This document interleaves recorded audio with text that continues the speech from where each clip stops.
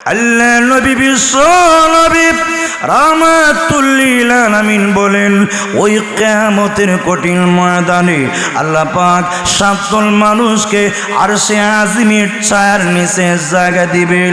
একদল মানুষ ওই যুবক, যে যুবককে সুন্দরী সুরসী যুবতী উচ্চ বংশের কোন নারী জিনার দিকে আহ্বান করে, যুবক ডাক দিয়ে কয়, ইন্নী আখাফুল্লাহ রাব্বুল আলামিন।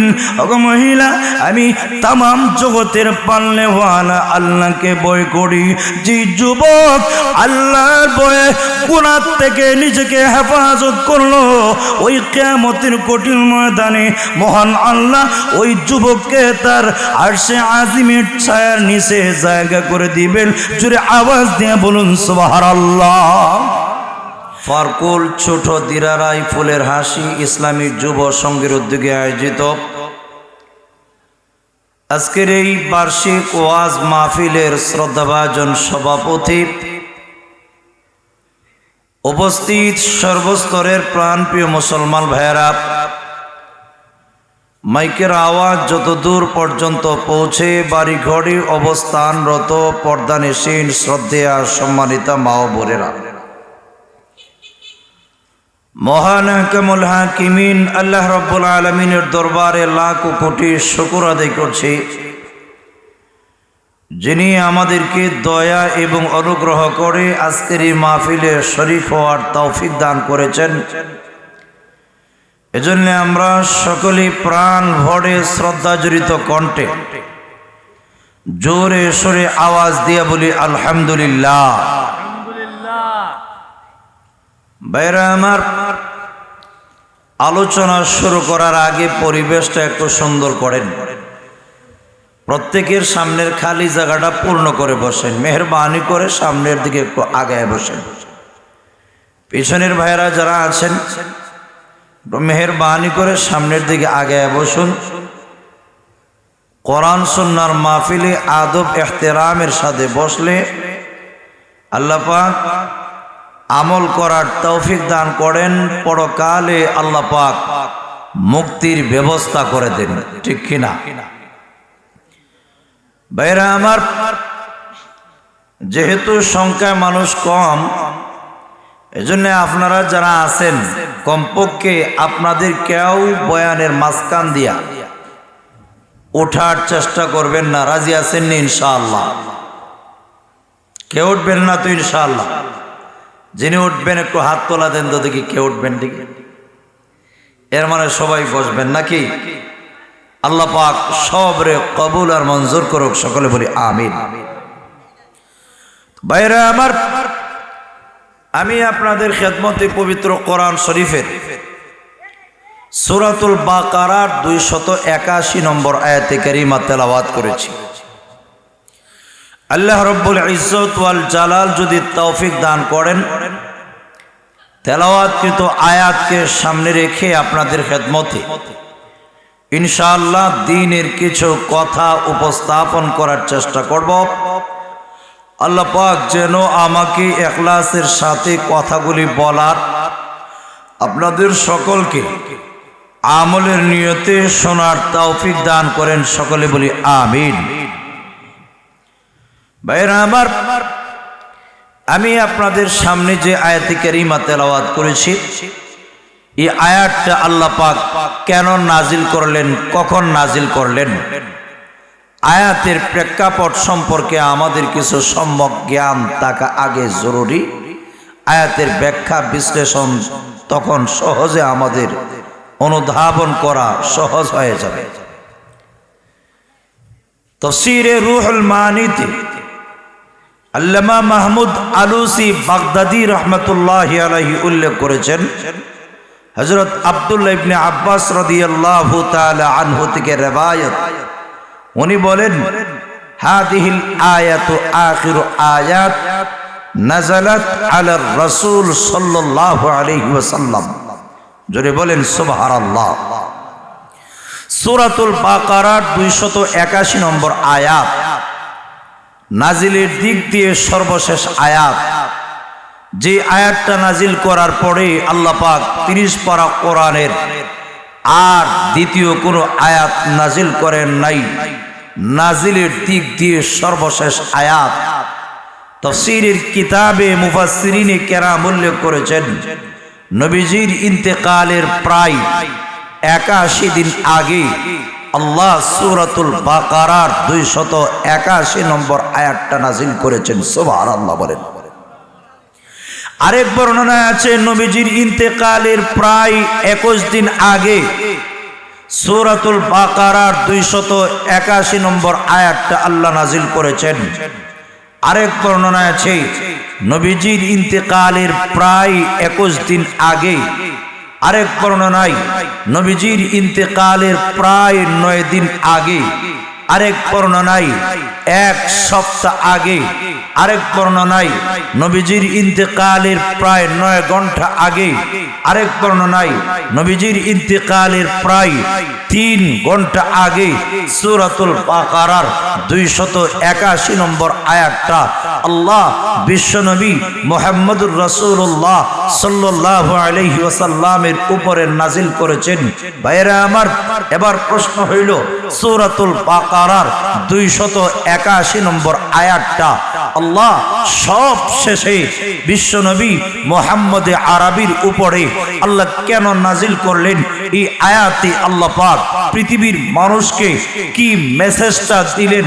আল্লাহ পাক এই আয়াতে মানব জাতিকে কি ওয়াজ এবং নসিহত করলেন, সেই বিষয়টা আমাদের জানার বোঝার দরকার আছে কিনা নাই? আর যেরকম আছে কিনা নাই? হাজরিনে কেরাম, আল্লাহ পাক এই আয়াতের মধ্যে বলেন ওয়াত্তাকু ইয়াওমান তুরজাউনা ফীহি ইলাল্লাহ। ও দুনিয়ার মানুষেরা, ভয় করো ওই দিনকে যেদিন তোমাদের সব মানুষকে মহান আল্লাহর দরবারে ফিরে নেওয়া হবে। আল্লাহর দরবারে তোমাদের সব মানুষকে হাজিরা দেওয়ার জন্য ওই দরবারে তোমাদেরকে ডাকায় নেওয়া হবে। ওই দিন আল্লাহ পাকের সামনে নিজের কর্মের প্রত্যেকটা কর্মের আগা গোড়া পাই পাই করে অক্ষরে অক্ষরে আল্লাহর সামনে দাঁড়াইয়া সবগুলি কর্মের হিসাব ওই দিন আল্লাহর সামনে দিতে হবে। যেরকম ঠিক কিনা? ভাইরা আমার, এই আয়াতটা হচ্ছে কোরআন শরীফের জামে মানে আয়াত। কোন মানুষ যদি এই আয়াতটার উপর আমল করে নেই, তার জীবনটা পরিবর্তন করা, কোরআন সুন্নাহর বিধি বিধান অনুযায়ী একজন মানুষ তার জীবনকে পরিচালিত করা একদম সহজ হয়ে যাবে। যদি একজন মানুষ এই কথার চিন্তা করে আমি তো চিরকাল থাকবো না, একদিন আমাকে মরতে হবে, মালিকের সামনে দাঁড়াইয়া আমার জীবনে আমি কোথায় কি করেছি না করেছি সবগুলি কর্মের হিসাব আল্লাহর সামনে দাঁড়াইয়া আমাকে দিতে হবে। ও ভাই, এই কথার চিন্তা করলে একজন মানুষ তার জীবনে নামাজ ছেড়ে দেওয়া সম্ভব নয়, একজন মানুষ তার জীবনে রোজা ছেড়ে দেওয়া সম্ভব নয়, গীবত করা সম্ভব নয়, সুগলপুরি সম্ভব নয়, মদ ঘুষ সুদ যা আছে সব ধরনের পাপাচার থেকে একজন মানুষ তার পক্ষে বাঁচা সম্ভব যদি শেষ বিচারের দিনে আল্লাহর সামনে দাঁড়াইয়া অন্তরে জবাবদিহিতার ভয় থাকে। যেরকম ঠিক কিনা? যদি একজন মানুষ পরকালে আল্লাহর সামনে দাঁড়াইয়া জবাবদিহিতার ভয় না থাকে, তবেই তার পক্ষে গুনার কাজ করা সম্ভব। আর যদি আল্লাহর সামনে দাঁড়াইয়া জবাবদিহিতার ভয় থাকে, একজন মানুষের পক্ষে গুনার কাজ করা সম্ভব নয়। তাকে দেখুন হযরত ইউসুফ আলাইহিস সালাম, যিনি পয়গম্বরের ছেলে, হযরত ইউসুফ আলাইহিস সালাম, ওনাকে ওনার ভাইয়েরা যখন ষড়যন্ত্র করে কুয়ার মধ্যে নিক্ষেপ করলো, আল্লাহ পাক কূপ থেকে উঠাইয়া হে আজিজে মিশরের গড়ে আল্লাহ পাক হযরত ইউসুফ আলাইহিস সালামকে আস্তে আস্তে বড় করলেন। বয়স যখন 30 বৎসরে উপনীত হয়ে গেল, হযরত ইউসুফ আলাইহিস সালাম টকবগে তাগড়া যুবক। এই অবস্থায় যে মেয়েটা ইউসুফ আলাইহিস সালামকে একদম বাল্য জীবন থেকে বড় করে তুললো, এই মেয়েটা হযরত ইউসুফ আলাইহিস সালামের প্রতি দেওয়ানা আর আসক্ত হয়ে একদম পাগল পড়া হয়ে নিজেকে ইউসুফ নবীর জন্য তার জীবন যৌবন কোরবান করতে প্রস্তুত হয়ে গেল। সুবহানাল্লাহ। এক পর্যায়ে ইউসুফ আলাইহিস সালামকে ঘরের সবগুলি দরওয়াজা বন্ধ করে, 7টা গেট বন্ধ করে আন্দর মহলে নিয়ে ইউসুফ আলাইহিস সালামকে তার কুমতলব চরিতার্থ করার জন্য ফুসলানো শুরু করে দিল। ইউসুফ আলাইহিস সালামকে ফুসলে আর কয়, ইউসুফ, আমি আমার জীবনে কত যুবক দেখেছি, আমি তোমার মতো সুন্দর চোখওয়ালা যুবক আমি আমার জীবনে কোনোদিন দেখি নাই। জোরে বলেন সুবহানাল্লাহ।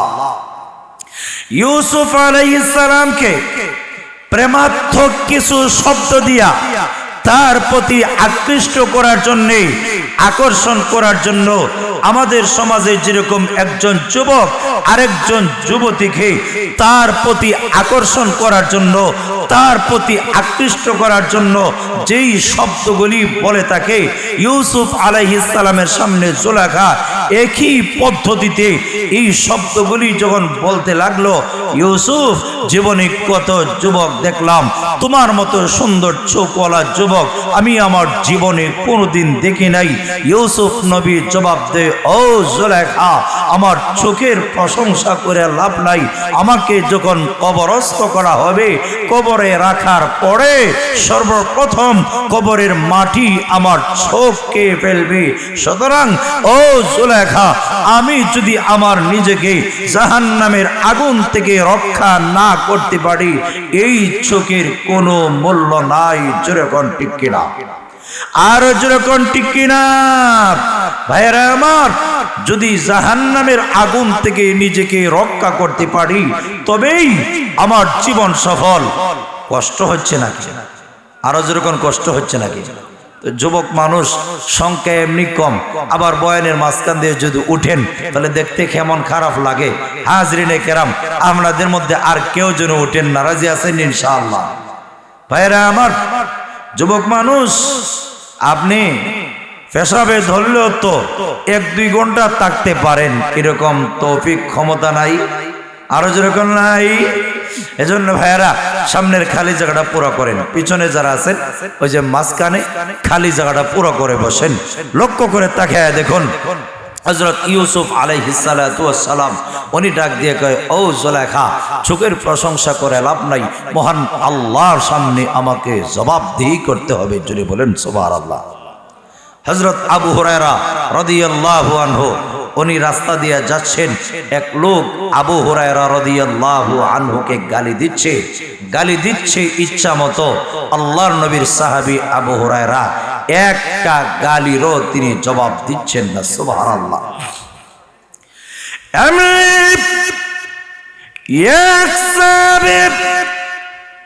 আল্লাহর নবীর সাহাবী আবু হুরায়রা রাদিয়াল্লাহু আনহুকে ডাক দিয়ে বলেন, আবু হুরায়রা, ওই লোকটা তোমাকে ইচ্ছে মতো গালি দিচ্ছে। আবু হুরায়রা রে, তুমি কেন গালির জবাব দিচ্ছ না রে আবু হুরায়রা?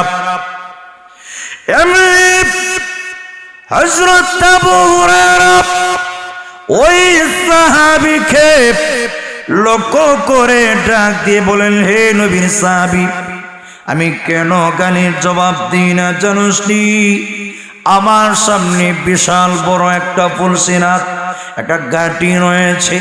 নবীর সাহাবী রে, আমি জানি না ওই ফুলসিরাতটা পার হতে পারবো কিনা। ও আল্লাহর নবীর সাহাবী, আমি যদি ওই ঘাটি পার হয়ে যেতে পারি, তার গালির আমি কোনো পরোয়া করি না। আর যদি ওই ঘাটির মধ্যে আমি আটকা পড়ে যাই, তাহলে ওই লোকটা আমাকে যা গালি দিচ্ছে এর চাইতে বেশি গালির উপযুক্ত আমি। যেরকম ঠিক কিনা? হাজরিনে কেরাম, পরকালের চিন্তা আসলে, পরকালের ভয় আসলে মানুষ সব ধরনের পাপাচার থেকে বাঁচা একেবারে সহজ, ঠিক কিনা? আর যেরকম ঠিক কিনা?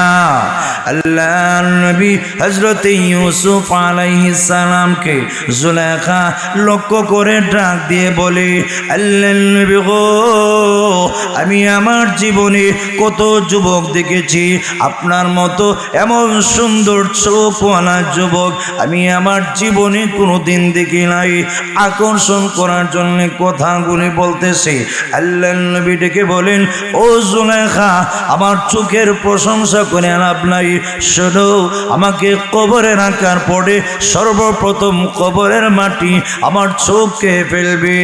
ও জুলেখা, আমি যদি আমার নিজেকে জাহান্নামের আগুন থেকে রক্ষা না করতে পারি, এই চোখের কোনো মূল্য নাই। যেরকম ঠিক কিনা?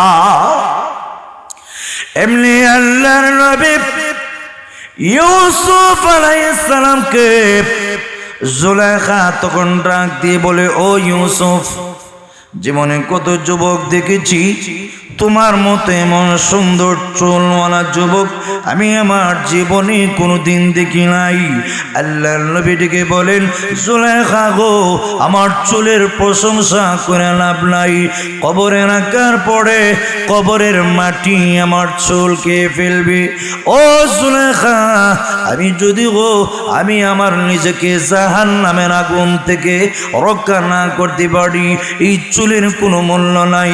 এমনি ডেকে বলে, ও ইউসুফ, জীবনে কত যুবক দেখলাম, তোমার মতো এমন সুন্দর গালওয়ালা যুবক আমি আমার জীবনে কোনোদিন দেখি নাই। আল্লাহর নবী ইউসুফ আলাইহিস সালাম ডেকে বলেন, ও জুলেখা, আমার গালের প্রশংসা করে লাভ নাই। কবরে রাখার পরে এই গাল কে ফেলবে। আমি আমার জাহান্নামের আগুন থেকে রক্ষা না করতে পারলে এই গালের কোনো মূল্য নাই। হাজরিনে কেরাম, এইভাবে যখন ফুসলানো শুরু করে দিয়েছে, আমার আল্লাহ কালামে হাকিমে জুলেখার আলোটা পরিষ্কার সুন্দর করে সূরা ইউসুফে তুলে ধরেছেন। জুড়ে বলেন সুবহানাল্লাহ। আল্লাহ রাব্বুল আলামিন বলেন, ওয়ারাওয়াদাতহুল্লাতী হুয়া ফী বাইতিহা ওয়াগাল্লাকাতিল আবওয়াব ওয়াকালাত হাইতালাক قال معاذ الله। জোরে বলেন আল্লাহু আকবার। আল্লাহর নবী ইউসুফ আলাইহিস সালাম জুলেখার ঘরের মধ্যে অবস্থান করতেন। ওয়ারাওয়াদাতহুল্লাতী হুয়া ফী বাইতিহা, আল্লাহর নবী ইউসুফ আলাইহিস সালামকে তার কুমতলব চরিতার্থ করার জন্য, জুলেখা তার কুমতলব চরিতার্থ করার জন্য আল্লাহর নবী ইউসুফ আলাইহিস সালামকে ফুসলাইছে। এখানে লক্ষ্য করে তাকে দেখুন, আল্লাহ রাব্বুল আলামিন বলতে পারতেন ওয়ারাওয়াদাতহু জুলেখা, আল্লাহর নবী ইউসুফকে জুলেখা তার কুমতলব চরিতার্থ করার জন্য ফুসলাইছে। আল্লাহ এই কথা না বলে আল্লাহ বড় সুন্দর করে ডাক দিয়ে কয়, ওয়ারাওয়াদাতহুল্লাতী হুয়া ফী বাইতিহা আন নাফসিহি, আল্লাহর নবী ইউসুফ আলাইহিস সালামকে তার কুমতলব চরিতার্থ করার জন্য জুলেখা ফুসলাইছে। ওই মহিলা ফুসলাইছে যার ঘরে ইউসুফ নবী থাকতেন। জুড়ে বলেন ঠিক কিনা? হাজরিনে কেরাম, আল্লাহ পাক ডাইরেক্ট জুলেখার নামটা আল্লাহ এখানে উল্লেখ না কইরা আল্লাহ বলেন ওই মহিলা ইউসুফ নবীকে ফুসলাইছে যার ঘরে ইউসুফ নবী থাকতেন। ডাইরেক্ট জুলেখার নামটা আল্লাহ উল্লেখ না কইরা আল্লাহ বুঝাইছে ও কারণে প্রয়োজন ছাড়া একজন নারীর নামটা পর্যন্ত উচ্চারণ করা ঠিক না। জোরে কোন ঠিক কিনা?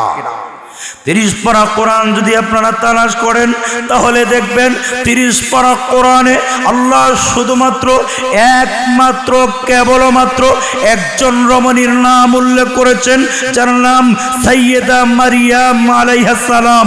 30 পারা কোরআন যদি আগাগোড়া তালাশ করেন তাহলে দেখবেন সাইয়েদা মারিয়াম আলাইহিস সালাম ছাড়া 30 পারা কোরআনের আর কোথাও আল্লাহ দ্বিতীয় কোন মহিলার নাম উল্লেখ করেন নাই। ও ভাই, 30 পারা কোরআনে আল্লাহ মরিয়মের নাম উল্লেখ করলেন কেন? ও ভাই, বেঈমান কাফেররা মারিয়াম আলাইহিস সালামের উপরে মিথ্যা অপবাদ দিবে, ওনার উপরে বিভিন্ন আপত্তি তুলবে, ওনার সম্পর্কে আকীদা পোষণ করে ফেলবে উনি আল্লাহর স্ত্রী। অথচ আল্লাহ তো এমন এক সত্তার নাম, আল্লাহ কাউকে জন্ম দেন নাই, আল্লাহ কারোর থেকে জন্মগ্রহণ করেন নাই, আল্লাহর স্ত্রী নাই, আল্লাহর সন্তান নাই, আল্লাহর পৃথিবীর কোনো মানুষের সাথে আল্লাহর বংশীয় কোনো নিসবত নাই। জোরে কোন ঠিক কিনা? মারিয়ামের পরিচয় তুলে ধরার জন্য আল্লাহ 30 পারা কোরআনে হযরতে মারিয়ামের নামটা উল্লেখ করেছেন। আল্লাহ বলেন, ওয়ারাওয়াদাতুল্লাতী হুয়া ফি বাইতিহা আন নাফসিহি। ইউসুফ নবীকে ওই মহিলা তার কুমতলব চরিতার্থ করার জন্য ফুসলাইছে, যার ঘরে ইউসুফ নবী থাকতেন, যেই মাত্র ওনার উপর আক্রমণ করার ইচ্ছা করেছে আর ডাক দিয়ে কয়, হাই তালাক ইউসুফ, আসো আসো। আল্লাহ নবী ইউসুফ জবাব দেয়, মাআদাল্লাহ। জোরে বলেন সুবহানাল্লাহ। না রে সুলাইখা ক্বালা মাআদাল্লাহ। জোরে বলেন আল্লাহু আকবার। আল্লাহ নবী ইউসুফ আলাইহিস সালাম জুলেখাকে লক্ষ্য করে ডাক দিয়ে বলেন, ওগো জুলেখা, যে কাজের প্রতি তুমি আমাকে আহ্বান করো, আমি এই কাজ করা আমার পক্ষে সম্ভব না। জুলেখা গো, আমি আমার আল্লাহর কাছে পানা চাই। জুড়ে বলেন সুবহানাল্লাহ। বাইরে আমার বুখারী শরীফের বর্ণনা আছে, আল্লাহ নবী বিশ্ব নবী রাহমাতুল লিল আলামিন বলেন, ওই কিয়ামতের কঠিন ময়দানে আল্লাহ পাক 7 দল মানুষকে আরশে আজিমের ছায়ার নিচে জায়গা দিবেন। একদল মানুষ, ওই যুবক, যে যুবককে সুন্দরী সুরসী যুবতী উচ্চ বংশের কোন নারী জিনার দিকে আহ্বান করে, যুবক ডাক দিয়ে কয়, ইন্নী আখাফুল্লাহ রাব্বুল আলামিন। ওগো মহিলা, আমি তামাম জগতের পালনেওয়ালা আল্লাহকে ভয় করি। যে যুবক আল্লাহর ভয়ে গুনাহ থেকে নিজেকে হেফাজত করলো, ওই কিয়ামতের কঠিন ময়দানে মহান আল্লাহ ওই যুবককে তার আরশে আজিমের ছায়ার নিচে জায়গা করে দিবেন। জোরে আওয়াজ দিয়ে বলুন সুবহানাল্লাহ।